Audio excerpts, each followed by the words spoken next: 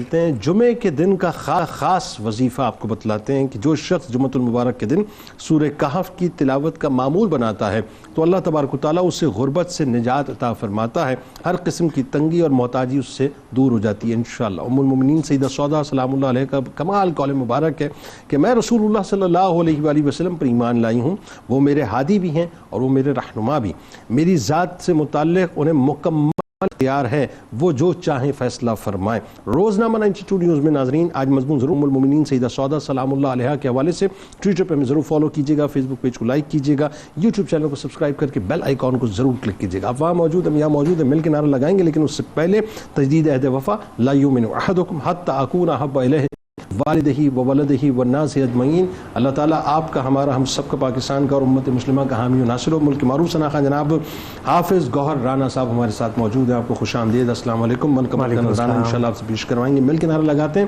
پاکستان کا مطلب کیا؟ لا الہ الا اللہ محمد رسول اللہ صلی اللہ علیہ وسلم۔